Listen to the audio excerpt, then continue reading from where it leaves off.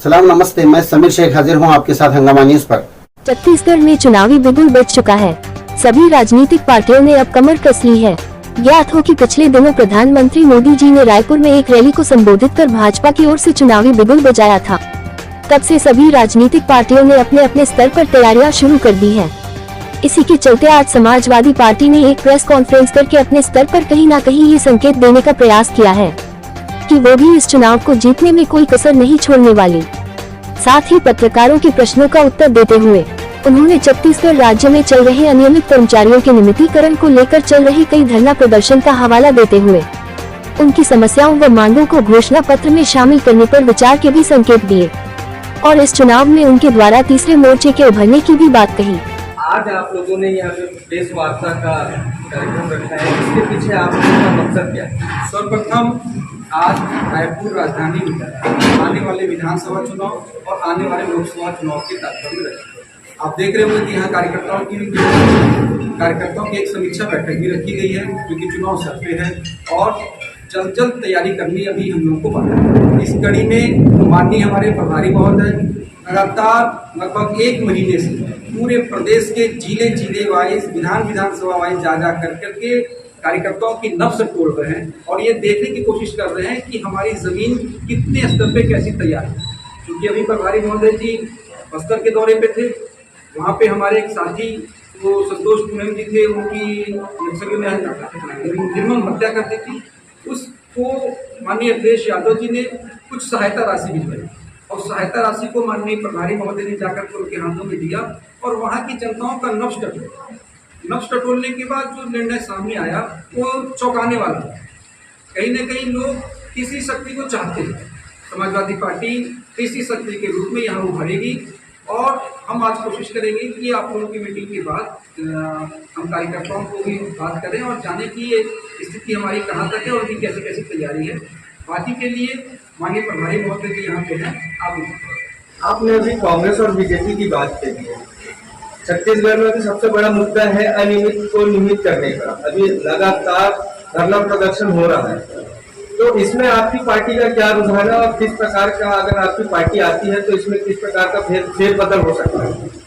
देखिए, लगातार हम अनियमित कर्मचारी संघ का समर्थन करते आ रहे हैं। धरने पे बैठे थे, हमने प्राथमिकता में लिया था, लेकिन हमारी सरकार आएगी हम उनको नियमित करने का काम करेंगे। इसके पूर्व भी जब बीजेपी थी, बीजेपी ने भी ये वादे किए थे, उसके बाद कांग्रेस ने भी वादे किए थे, तो इसमें आप लोगों की किस प्रकार की रणनीति?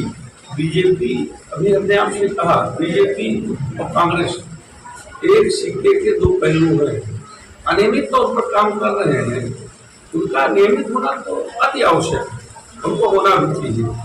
हम आपके माध्यम से मैंने भूपेश बघेल जी से चाहेंगे इस समस्या का तत्काल समाधान करें। जब भी चुनाव का दौर आता है तो नई नई पार्टियां अपना प्रचार करती हैं, लेकिन प्रचार के दौरान वो अक्सर ये कहती हैं कि अगर हम सत्ता में आएंगे तो हम शराब मुक्ति करेंगे, हम नियमितीकरण करेंगे और ऐसे कई वादे वो करती हैं। लेकिन अभी रायपुर छत्तीसगढ़ के अंदर में मेन मुद्दा चल रहा है शराब का और नियमितीकरण का।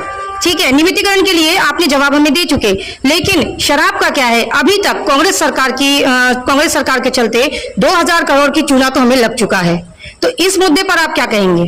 शराब नीति यहाँ पर पिछली सरकारों में भी, सरकार में भी शराब आदरणीय रमन सिंह के पीरियड में पहले सरकार की वही शक्ति कांग्रेस की शराब नीति से आमदनी तो सरकार को होती ही है। यहाँ पूरे छत्तीसगढ़ में हम इसे एक विषम परिस्थिति मानते हैं। यहाँ सरकारें चाहती है कि पब्लिक नशा में बिल्कुल लिप्त रहे, जिससे उनके अच्छे बुरे काम पर निगाह न जाए।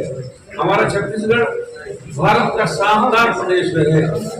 छत्तीसगढ़ में इतनी धन संपदा है जिसकी परिकल्पना नहीं की जा सकती, लेकिन छत्तीसगढ़ियों को कितना हिस्सा मिलता है एक खेद का विषय है। और प्रदेश सरकार को जितनी संपदा है उसका कम से कम 1% विकास के कार्यों में ग्राम पंचायतों को, हमारे यहाँ ग्राम पंचायत कहते हैं, यहाँ भी शायद ग्राम पंचायत ही कहते हैं, के माध्यम से खर्च करने का प्राविधान प्रस्ताव प्रदेश सरकार देके भारत सरकार को करना चाहिए। इससे कुछ तमाम समस्याओं का समाधान हो जाएगा। दूसरी बात, यहाँ किसी के पास 1000 बीघा जमीन है, किसी के पास 2000 बीघा जमीन है, कोई भूखों मर रहा है। जैसे उत्तर प्रदेश में 24 की सरकार बनी थी तो उन्होंने सेविंग की व्यवस्था किया था। अगर यहाँ पर भी आदरणीय भूपेश बघेल की सरकार कैबिनेट बुलाकर 15 एकड़ पर सेविंग की व्यवस्था कर दे तो अभी तमाम समस्याओं का हल अपने आप निकल आएगा। जो जमीन बचेगी वो किसानों को, दलितों को, आदिवासियों को, जंगलवासियों को, भूमिहीनों को सरकार को आमंत्रित करना चाहिए, जिससे छत्तीसगढ़ की तमाम समस्याओं का अपने आप समाधान निकलेगा। भूमि आवंटन की बात अभी आप कर रहे हैं। सर, एक योजना यहाँ पर और निकली थी, मोर आवास योजना। ठीक है, उस मोर आवास योजना को लेकर के विधानसभा घेराव भी हुआ था और काफी तरीके से प्रदर्शन भी हुए हैं। अगर आपकी पार्टी आती है, जीतती है, आप सत्ता में आते हैं, तो मोर आवास योजना जो है, जो वाकई में गरीबों के लिए बनाई गई है, तो उस पर आपकी पार्टी कितना काम करेगी? क्योंकि अभी तक जो हुआ है सर, उसमें 50% भी गरीबों को नहीं मिल पाया है, क्योंकि जब तक ये स्कीम गरीबों तक आती है तब तक 75% तो पार्टी में ही बढ़ जाता है। ऐसा है, ज्यादा जानकारी नहीं है इसके संबंध में। हमारे राष्ट्रीय सचिव भाई तनवीर अहमद जी बता पाएंगे। देखिए, आपने जो बात कही, हमारी सरकार 2012-17 चली उत्तर प्रदेश में। आपने देखा होगा कि हमने जो मुद्दे को लेकर के चुनाव के मैदान में गए थे, हमने सारे मुद्दों को किया। हमने लैपटॉप बांटे, कन्याधन बांटा, वृद्धा पेंशन योजना बांटी, सारी चीजें बांटी, लोहिया आवास किया, सारा चीज किया। अगर हमारी इस बार सरकार में भूमिका आती है, हम ये तो नहीं बोलेंगे सरकार में, लेकिन हमारी सरकार में भूमिका आती है, तो ये बात है कि जो मूलभूत सुविधाएं जो गरीबों को चाहिए, उसके लिए हम हर तरीके से मेहनत कर करके उनको पहुंचाएंगे। घोषणा पत्र में क्या क्या रहेगा मुख्य रूप से? जो यहाँ की मूलभूत सुविधाएं हैं उसको सबसे पहला टारगेट हमारा रहेगा। बीजेपी और कांग्रेस ने जो अपने घोषणा पत्र को पूरा नहीं किया, सिर्फ वादे किए और पूरा नहीं किए, हम उसको टारगेट बना करके अपने घोषणा पत्र में उन चीजों को डालेंगे ताकि हम जनता से डायरेक्ट अटैच कर सकें। चुनाव से पहले वादे तो बहुत किए जाते हैं, लेकिन सत्ता में आने के बाद वादे पूरे नहीं किए। हमारी सरकार में आपने देखा होगा कि हमने जो वादे किए, इसीलिए हमने 2017 में एक नारा दिया था। हमारी पार्टी ने 2017 में एक नारा दिया था, काम बोलता है। ये अलग बात रहेगी कि हमारा काम बोलता है नहीं चल रहा, उसके पीछे भी तर्क ये है कि बीजेपी वालों के पास पुड़ियों का जड़, वो कहीं ना कहीं जनता को बरगला लेगा। हमने अपना काम के दम पे, काम बोलता है के हिसाब से हमने एक नारा दिया था, काम बोलता है, लेकिन हमारे से नहीं चल पाया वो हमारा नारा।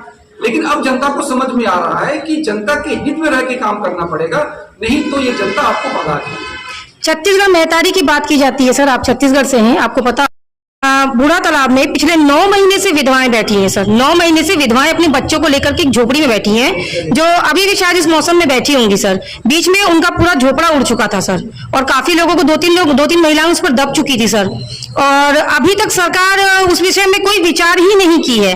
उन्होंने अभी TS बाबा डिप्टी CM हुए हैं, तो उन्होंने उनके पास में गुहार लगाई थी, तो उन्होंने उनसे कहा था कि मुझे सिर्फ गद्दी मिली है, पावर नहीं मिला है, पावर CM साहब के पास है। सर, आपको क्या लगता है कि 9 महीने से वो विधवाएं बच्चों को लेकर के एक पेड़ के नीचे झोपड़ी में है, तो क्या उनका मुद्दा छोटा है? नहीं, मुद्दा किसी का छोटा नहीं, मुद्दा बहुत बड़ा है, इसी की सजा मिलेगी। बघेल पार्टी हमारी उनके पास जाकर के मिली है, हमारे जिला अध्यक्ष जाकर के उनसे मिले हैं, और लगातार जो भी सेवा हो रही है हम कर रहे हैं। लेकिन है ये बात जो सरकार में रहने वाले लोगों ने कहा, भी अभी सोचिए, डिप्टी CM साहब ये बोलते हैं कि हमें डिप्टी CM का पोस्ट मिला और पावर नहीं मिला है। यही तो हम जनता को बताएंगे कि भाई आपने जो सोच करके, भाई 15 साल के शासन को, कुशासन को खत्म करने के लिए कांग्रेस की सरकार आई थी, लेकिन इस 5 साल में कांग्रेस ने इतनी अति मचा दी कि अब इन दोनों को खत्म करने के लिए जनता तैयार है। हमें बस अपना प्रेजेंटेशन देना है, और उसके लिए हमारे प्रभारी महोदय जी 3 रात एक किए हुए। आप ये देखेंगे लगातार, मैंने कहा कि 1 महीने से ये लगातार, जबकि इनका स्वास्थ्य बहुत अच्छा नहीं था, अभी मैं इनके बाजू में था, इनके आहा की आवाज आ रही है, लगातार स्वास्थ्य बिगड़ा हुआ है, लेकिन ये कंटिन्यू दौरे पे। इन लोगों का जो मकसद, इनकी क्या है, इनकी सबसे बड़ी गंदी आदत बोलिए ये क्या है, ये चुनावी वादे करते जरूर है, पर जनताओं से के लिए हित में नहीं करते, सत्ता के हित के लिए करते, कुर्सी के लिए करते। कुर्सी मिल गई जनता जाए। मतलब आपकी पार्टी अगर आती है तो इस बार कुछ नया देखने के लिए मिलेगा? हमारी पार्टी अगर इस बार विधानसभा में आती है, हम भले ही जितनी भी सीटों से जीत कर हर उस मुद्दे के लिए लड़ेंगे जो हमारे छत्तीसगढ़ वासियों के लिए उसकी आवश्यकता है। समाजवादी पार्टी कृषि शक्ति के रूप में यहाँ उभरेगी। सबसे बड़ा मुद्दा यहाँ छत्तीसगढ़ियों को, आदिवासियों को, जंगल वासियों को, किसानों को, मजदूरों को और तमाम परेशान लोगों को उनका हक दिलाने के लिए समाजवादी पार्टी ज़्यादा से ज़्यादा सीटों पर चुनाव लड़ेगी और हमारे लोग जीतेंगे भी। समाजवादी पार्टी के बगैर अखिलेश यादव के छत्तीसगढ़ में कोई सरकार नहीं बन पाएगी और हम सब लोग मिलकर यहाँ की सभी समस्याओं का समाधान करने की कोशिश करेंगे। अब ये तो छत्तीसगढ़ राज्य की जनता ही तय करेगी कि वो सरकार के रूप में किस पार्टी को बहुमत देते हैं और किसकी सरकार बनाते हैं। इस बात से ये स्पष्ट है कि इस बार छत्तीसगढ़ राज्य में चुनावी दंगल काफी रोमांचक होने वाला है। छत्तीसगढ़ से हंगामा न्यूज के लिए निकिता जसवानी की रिपोर्ट। आज के लिए इतना ही। ऐसे ही अन्य खबरों के लिए हमारे चैनल हंगामा न्यूज को लाइक, शेयर और सब्सक्राइब करें। तब तक के लिए मुझे दीजिए इजाजत। जय हिंद, जय भारत।